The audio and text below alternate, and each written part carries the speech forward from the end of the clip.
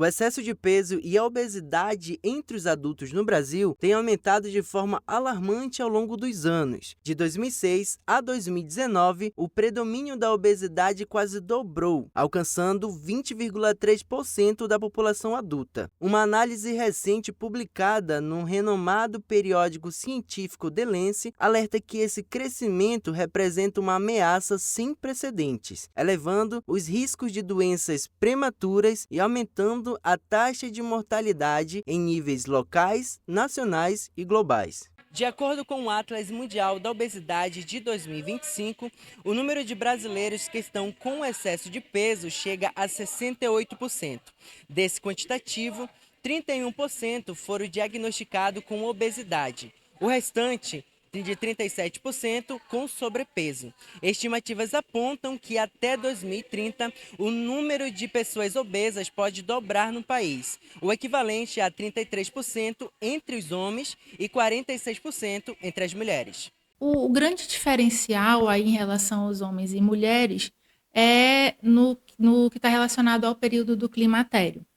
Até o período antes, geralmente as taxas são bem parecidas. Mas a partir dos 50 anos, essa diferença ela vai aumentando, justamente pela influência das mudanças hormonais que acontecem no período da menopausa, onde ocorre na mulher a queda do estrogênio, e isso favorece ao aumento de tecido adiposo, né? Ocorre uma mudança na distribuição. Então, começa a ocorrer a deposição de mais gordura e uma perda da musculatura, que isso só vai acontecer nos homens em uma idade muito mais avançada, depois dos 65, 70 anos. Então, por isso que ocorre essa diferença significativa de uma maior proporção de mulheres com obesidade e sobrepeso do que os homens. A obesidade também está ligada diretamente à saúde mental. A psicóloga Juscelia Barbosa destaca que há uma relação bidirecional entre os dois fatores. A obesidade e a saúde mental, elas têm uma relação bidirecional. Uma relação bem complexa, na verdade, né? Onde acarreta que uma vai influenciar ali no surgimento da outra. Às vezes uma pessoa que ela tem uma condição genética, com uma propensão à obesidade, devido a alguma condição médica, posteriormente aquela condição da obesidade pode acabar desencadeando alguma questão da saúde mental dela. Assim como questões da nossa saúde mental, como ansiedade, depressão, também desencadeiam comorbidades como a obesidade. E isso vai refletir na autoestima da pessoa. O que é autoestima? É a autoanálise que fazemos sobre nós mesmos, o nosso autoconceito, é a autoavaliação da nossa autoimagem, e isso acaba recaindo muito quando estamos acima do peso. Ou seja, uma insatisfação, né, com a forma como a gente se enxerga. Com o aumento do peso, os riscos de doenças como diabetes tipo 2, hipertensão e problemas cardiovasculares aumentam. Pesquisadores alertam que essa tendência pode gerar um impacto severo na saúde global, como aumentos substanciais da obesidade previstas entre 2022 e 2030. O principal fator de risco para o desenvolvimento de diabetes é a obesidade.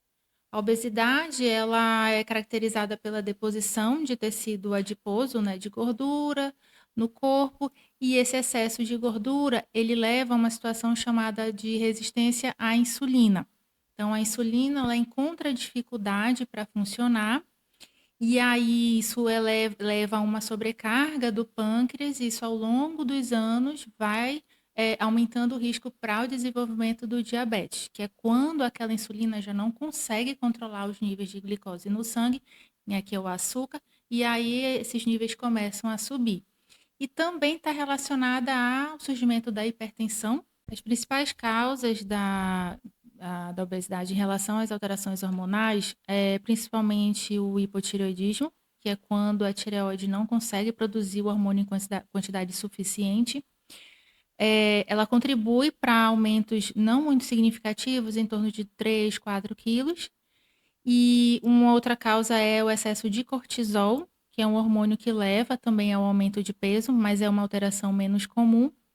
E o estado do climatério em mulheres é uma situação realmente que existe uma redução do metabolismo e uma facilidade maior para o ganho de peso e é mais comum a obesidade. Nos próximos 25 anos, um terço das crianças e dos adolescentes entre 5 a 14 anos estarão acima do peso ou obesas. A pesquisa, publicada na revista The Lancet, mostra ainda que o índice global de obesidade para essa faixa etária aumentou entre 1990 a 2021. Segundo o trabalho, China, Egito, Índia e Estados Unidos terão o maior número de crianças e adolescentes obesos até 2050. A fase da infância e adolescência realmente é um período crucial. E aí vai ser muito importante a orientação dos pais. É importante que os pais tenham realmente uma atenção para uma alimentação mais saudável, mais equilibrada e que seja um exemplo de alimentação para as crianças e adolescentes.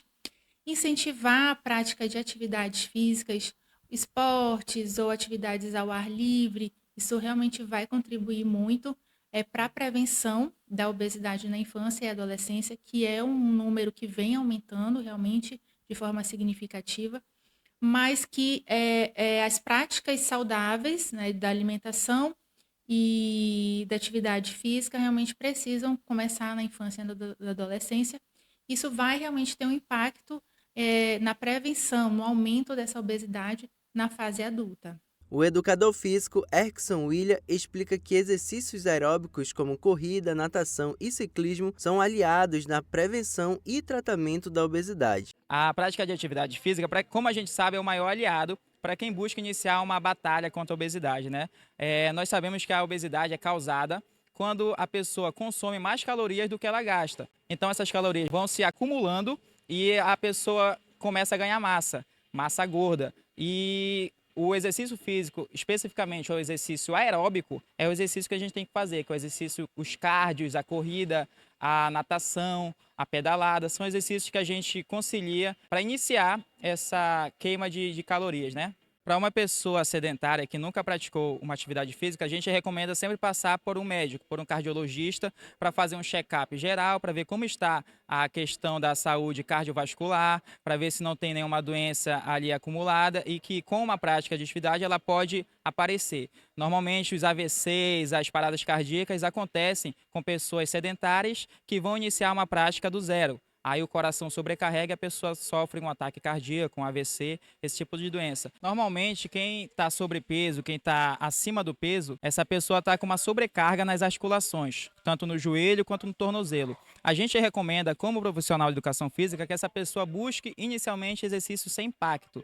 No caso, a água é uma aliada para essa pessoa que está iniciando essa atividade. Esportes como natação e hidroginástica são os exercícios recomendados para que uma pessoa inicie um trabalho de queima de calorias sem sobrecarregar as articulações.